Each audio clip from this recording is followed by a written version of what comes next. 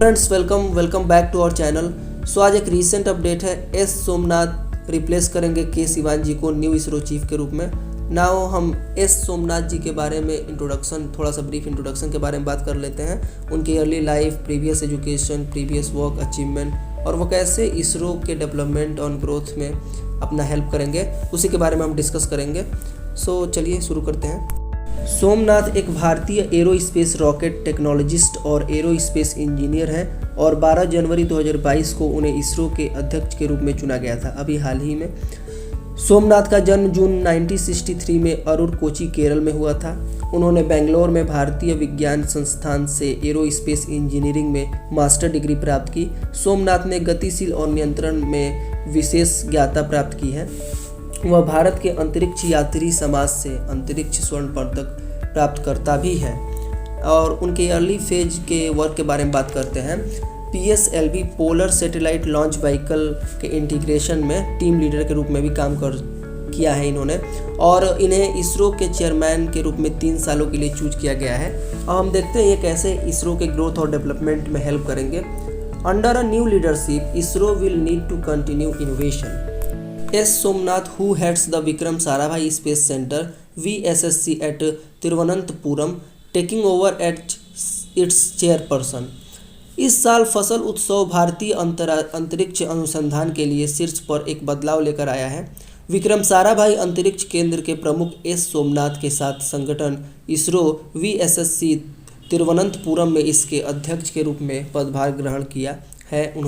उन्होंने के सिवान का स्थान लिया है, जो VSSC में प्रयासों का नेतृत्व करने के बाद इसरो के प्रमुख बने थे। श्री सोमनाथ भारतीय विज्ञान संस्थान में इंजीनियरिंग में मास्टर डिग्री प्राप्त की है, मैंने आपको पहले भी बताया था, और प्राप्त करने वाले इसरो के लगातार तीसरे अध्यक्ष हैं। इस प्रकार संगठन इंजीनियरों के नेतृत्व में ये बहुत जल्दी प्रवृत्ति की निरंतरता को दिखाता है, जो कि इसरो ने बहुत जल्दी ये डिसाइड कर लिया।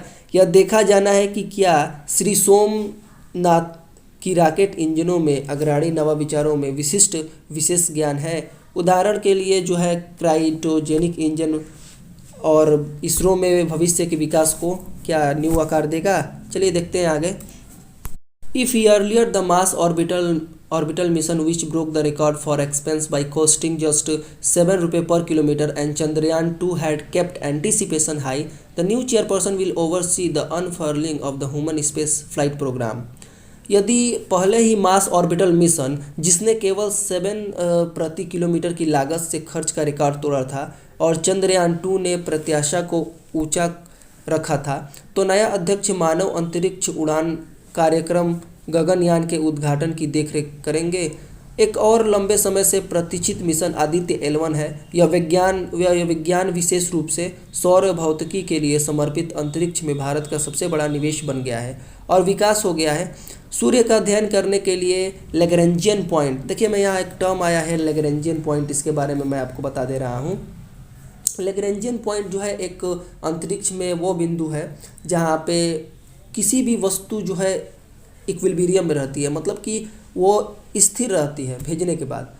जैसे वहाँ पे मैं आपको बता दूं कि जहाँ पे वस्तुएं रुक जाती हैं उन पे गुरुत्वाकर्षण का कोई भी प्रभाव नहीं पड़ता है, और वहाँ से हम प्लैनेट और सन की स्टडी करने में ईजिली हम कर सकते हैं।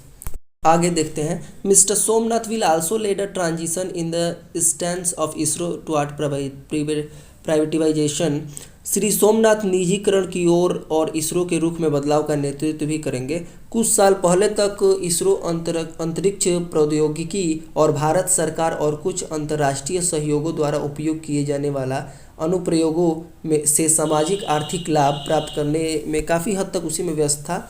बेशक जो है इन उपक्रमों में उद्योग की एक मजबूत भागीदारी थी, लेकिन हाल ही में निजीकरण सुधारों पर भी जोर दिया गया है। पहली जो अनाउंसमेंट है 2019 में हुई, जिसमें new space India limited NSIL मार्च में शुरू हुई और इसके वाणिज्यिक की शाखा अधिक मजबूती से स्थापित हुई। उपग्रहों के निर्माण और प्रक्षेप के अलावा कंपनी प्रक्षेपण सेवाएं प्रदान करेंगी, अनुकूलित प्रक्षेपण वाहनों का निर्माण करेगी, उपग्रहों के माध्यम से पृथ्वी अवलोकन और संचार की सेवाएं प्रदान करेगी, और भारतीय उद्योग को प्रौद्योगिक ट्रांसफ़र करेगी। आगे कह रहा है as a sequel to the establishment of NSIL came to announcement of the creation of the Indian National Space Promotion Authorisation Centre and in June 2020 a channel through which non-governmental private enterprises can carry out space activity। यहाँ कह रहा है NSIL की स्थापना की अगली कड़ी के रूप में जून 2020 में भारतीय राष्ट्रीय अंतरिक्ष संवर्धन और प्राधिकरण केंद्र के निर्माण की घोषणा हुई। एक चैनल जिसके माध्यम से गैर सरकारी निजी उद्यम अंतरिक्ष गतिविधियों को दे सकते हैं। अन्य प्रतिस्पर्धा राष्ट्रों के साथ गति प्राप्त करने की देश की कल्पना को नए नेतृत्व में परीक्षण के लिए रखा जाएगा। इसरो और उसके सहयोगी संगठनों के पास स्पिन ऑफ और प्रौद्योगिकरण हस्तांतरण के रूप में देने के लिए बहुत कुछ है। इन प्रश्नों के मूल वह प्रत्याशा है जो अंतरिक्ष विज्ञान की प्रकृति से ही उपजी है। यह न केवल विशाल सीखने और प्रतिक्षेप में योगदान देता है बल्कि क्षितिज को भी प्रकट करता है, एकता की सार्वभौमिक भावनाओं को बढ़ाता है। सो ये थी आज की रीसेंट अपडेट। आई होप आपको ये वीडियो अच्छी लगी हो।